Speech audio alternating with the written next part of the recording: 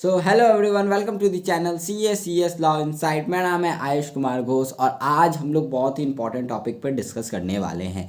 अभी कुछ ही दिन पहले आईसीएसआई ने एक ड्राफ्ट प्रपोजल रिलीज़ किया है। उस ड्राफ्ट में बहुत सारे मेजर चेंजेस की बात हुई है सीएस कोर्स में। मैं पहले ही तुम्हें बता देता हूँ, ये सिर्फ ड्राफ्ट प्रपोजल है। अभी तक आईसीएसआई ने इसको लॉ में इनैक्ट नहीं किया है, यानी अभी ये लागू नहीं है। ठीक है, अभी उन्होंने सिर्फ स्टेट होल्डर से उनके ओपिनियंस मांगे, उनके सजेशन मांगे हैं। वो सब कुछ कंसिडर करेंगे, उसके बाद ही फिर वो कोई डिसीजन लेंगे। ठीक है, तो मैं आज बात करूंगा उन चेंजेस के बारे में जो ड्राफ्ट प्रपोजल में लिखा हुआ है। कौन से चेंजेस स्टूडेंट के लिए बहुत अच्छे होने वाले हैं और कौन से थोड़े से स्टूडेंट्स को प्रॉब्लम दे सकते हैं। एंड बाकी तुम्हारा ओपिनियन होगा, मैं सिर्फ अपने पर्सपेक्टिव से ये बताऊंगा। ठीक है, उसके अलावा इसका इम्पैक्ट क्या सीएस में पड़ेगा, तो ये सब कुछ के बारे में हम लोग बात करने वाले हैं। उससे पहले चैनल को सब्सक्राइब नहीं किया तो सब्सक्राइब कर लो, वीडियो अच्छा लगे तो लाइक करना और अपने दोस्तों के साथ शेयर करना। और एक इम्पॉर्टेंट बात, आज 8 तारीख है, ठीक है, एंड आज लास्ट डेट है तुम्हें अपने ओपिनियन रखने का। तो तुम भी एक स्टेट होल्डर हो, क्योंकि तुम भी सीएस कर रहे हो, सीएस स्टूडेंट मेंबर, उन सब से उन्होंने सजेशन मांगा है। तो हमें मिलकर जो है उन्हें ये बात बताना होगा। जो चीज़ तुमको अच्छा लगे, जो चीज़ तुमको उसमें कोई सजेशन देने, एकदम प्रोफेशनल वे में तुमको जो है उनको बताना होगा। उन्होंने एक फॉर्म दिया हुआ है, ठीक है, वो फिल करना होगा। तो तुम एज अ स्टूडेंट जाके वो फॉर्म फिल करो। मैंने भी किया है, तुम्हें भी करना है। ठीक है, चलो स्टार्ट करते हैं। देखो, सबसे पहला जो चेंजेस इन्होंने किया है और जो बहुत ही अच्छा चेंज है, बहुत ही अच्छा स्टेप है, वो है इन्होंने बोला है कि CSEET जो है अब रिप्लेस हो जाएगा CS फाउंडेशन से। और ये मेरे ख्याल से एक अच्छा मूव है, क्योंकि CSEET बहुत ही ज़्यादा इजी हो गया था in comparison to other courses. अगर हम बात करें, चाहे तुम CA का CA फाउंडेशन उठा लो, CMA का CMA फाउंडेशन उठा लो, उसके कंपैरिजन में CS का जो पहला लेवल था वो बहुत ही ज़्यादा इजी हो गया था।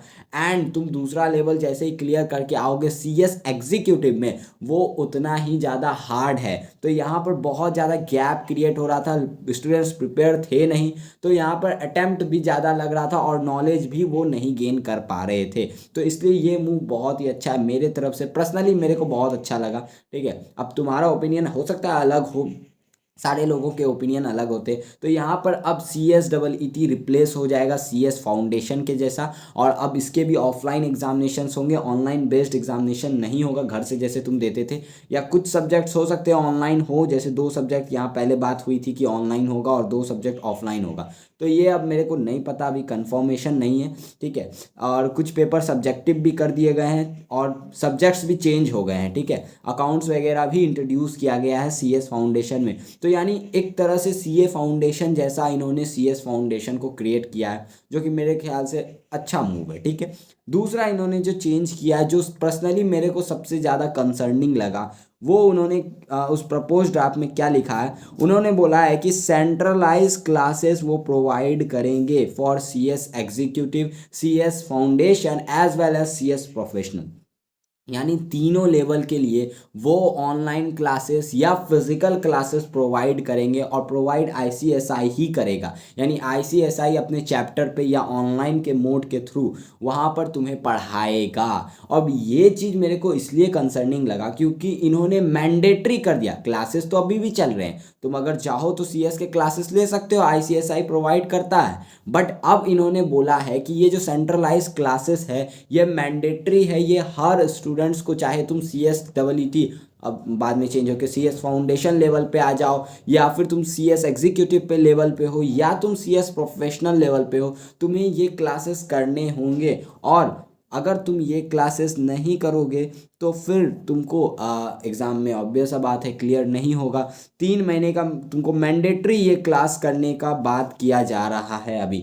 तो मेरे ख्याल से ये चीज़ नहीं होना चाहिए मैंडेटरी, क्योंकि हो सकता है बहुत सारे स्टूडेंट्स यार एक कोर्स नहीं कर रहे हैं। ठीक है, अगर मैं पर्सनली अपने बात करूं तो मैं CA CS दोनों कर रहा हूं। तो ऑलरेडी मेरे पास अगर तुम देखो बहुत ही ज़्यादा हैक्टिक शेड्यूल है, मतलब CA CS यूट्यूब, उसके बाद ऑफलाइन कोचिंग पढ़ाना, तो ये सब चीज़ बहुत ज़्यादा लेंदी हो जाता है। मतलब मेरे लिए टाइम मैनेजमेंट बहुत ही ज़्यादा इम्पॉर्टेंट है, ठीक है। अगर ये चीज़ आता है तो मेरे को अप्रॉक्स मान के चलो, अगर 4-5 घंटे भी अगर क्लासेस में लगाने होंगे तो वो 4-5 घंटे मैं कहाँ से लाऊंगा, ठीक है। हो सकता है बहुत सारे स्टूडेंट जो ये देख रहे हैं वो ग्रेजुएशन करते होंगे, ठीक है, CS के साथ ग्रेजुएशन करते होंगे, कितने लोग LLB करते हैं, कितने मेरे जैसे CA CS CMA बहुत सारे अदर कोर्सेज करते हैं CS के साथ, ठीक है। उसके बाद दूसरा चीज़, जो लोग CS प्रोफेशनल में होते हैं या CS एग्जीक्यूटिव में लेवल में होते हैं वो प्रोफेशनल वर्किंग में भी रहते हैं,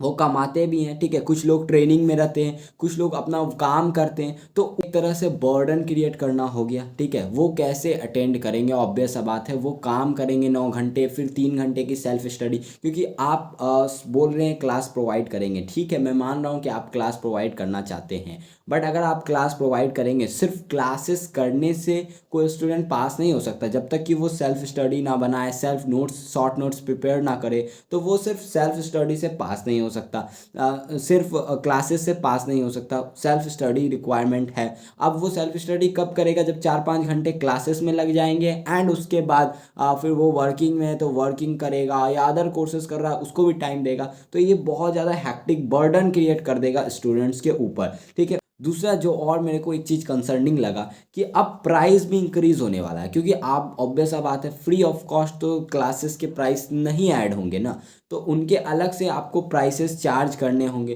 ठीक है। तो ऑलरेडी CS एग्जीक्यूटिव का अगर मैं बात करूँ 18,000, ठीक है, CS प्रोफेशनल का बात करूँ तो 25,000 अप्रॉक्स में मान के चल रहा हूँ फिगर, ऑलरेडी इतना प्राइस है। अगर आप इसमें सेंट्रलाइज क्लासेस ऐड कर रहे हैं तो प्राइस जो है वो अल्टीमेटली इंक्रीज़ होगा, ठीक है। मान लो CS एग्जीक्यूटिव का इंक्रीज़ होकर 25,000 चला गया, CS प्रोफेशनल का इंक्रीज़ होकर 35,000 चला गया, ठीक है। तो यहाँ पर मेरा कंसर्न एक सिंपल है, ठीक है, सारे लोग क्या अच्छे बैकग्राउंड, फाइनेंशियल स्ट्रॉन्ग बैकग्राउंड से नहीं आते, कुछ लोग होते हैं जो लोअर मिडिल क्लास से हैं, ठीक है, जिनको जो कॉमर्स लेते हैं एंड वो सोचते हैं कि हम CS कर लेंगे, ठीक है, क्योंकि उनका लॉ अच्छा होता है, अकाउंट्स उतना इजी नहीं है, तो वो सोचते हैं कि CA नहीं करके CS कर लेते हैं। अब अगर आप CS का प्राइस इतना हाइक कर देंगे तो ऑब्वियस सा बात है, लोग जो है CS करना, जो लोअर मिडिल क्लास है वो डीमोटिवेट डिस्करेज हो जाएंगे कि यार ये CS तो हम कर ही नहीं सकते, ये तो इतना महंगा है।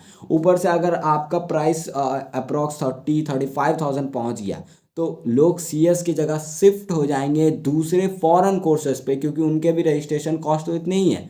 चाहे तुम बात कर लो ACCA USCM में, इनकी बात कर लो तो इनके भी रजिस्ट्रेशन कॉस्ट अप्रॉक्स मिलते जुलते सेम है। तो यहाँ पर एक ये चीज़ भी है इम्पॉर्टेंट, ठीक है। दूसरा टाइम, मैंने जो बोला टाइम बहुत ही ज़्यादा इंपॉर्टेंट है। CS प्रोफेशनल को अगर आप बोल रहे हैं 4 घंटे अटेंड करना ही होगा ऑनलाइन ऑफलाइन, वो 4 घंटे उसमें वो सेल्फ स्टडी भी नहीं कर सकता एंड अदर काम भी नहीं कर सकता, तो ये फैक्टर बहुत ही ज़्यादा कंसर्निंग है, ठीक है। अगर वो काम कर रहा है तो ये भी इम्पॉर्टेंट है कि काम कर रहा है वो, तो फिर वो अटेंड कैसे करेगा। और दूसरी बात कि जो भी टीचर्स वहाँ पढ़ाएंगे ICSI के द्वारा, वो दे आर क्वालिफाइड, वो क्वालिफाइड होंगे, बट क्या वो इस तरह नोट्स प्रिपेयर करेंगे जैसे यूट्यूब पे अदर टीचर्स जो अदर फैकल्टीज़ पढ़ाते हैं वो नोट्स प्रिपेयर करते हैं, वो डिटेल में पढ़ाते हैं एक एक लेक्चर, जो पैसे पे करके लोग सब्सक्रिप्शन परचेज करते हैं, तो क्या वो उस लेवल का पढ़ाएंगे। एंड दूसरा चीज़ और इम्पॉर्टेंट है कि लोग ऑलरेडी 25,000 हर स्टूडेंट जो है रजिस्ट्रेशन फ़ी देगा, एंड वो ऑफ कोचिंग भी लेता है, ठीक है, सारे लोग सेल्फ स्टडी से नहीं पढ़ पाते, तो वहाँ भी 20,000, तो ये बहुत ज़्यादा ही थोड़ा बहुत मैं कह सकता हूँ कॉस्टली हो जाएगा ये कोर्स। तो ये चीज़ के बारे में कंसर्न है, और तुम्हें हर स्टूडेंट जो ये वीडियो देख रहा है, ठीक है, जाकर PDF मैं नीचे लगा दूंगा, उसमें जो है गूगल फॉर्म में जाकर ये बातें लिखो। अगर तुम एक साथ होकर नहीं बोलोगे तो फिर ये चेंजेस आ जाएंगे एंड तब तुमको ये चीज़ मानना होगा। अभी चांसेस है, ठीक है, ये वीडियो देखकर ये मत सोचना यार छोड़ो ना, तुम्हारे ऊपर इफेक्ट आएगा, ठीक है। थर्ड वन जो उन्होंने सबसे इम्पॉर्टेंट जो चेंज किया है, वो उन्होंने पासिंग परसेंटेज चेंज कर दिया। पहले 40-50% होता था पासिंग परसेंटेज, यानी हर सब्जेक्ट में 40 मार्क्स और टोटल में 200 मार्क्स, यानी 50 मार्क्स पर सब्जेक्ट लाना था। अब इन्होंने क्या बोला है कि ये 40 मार्क्स को हम 50 कर रहे हैं और ये 50 को हम 55 कर रहे हैं, यानी अब तुम्हें हर सब्जेक्ट में पास होने के लिए 50 मार्क्स चाहिए।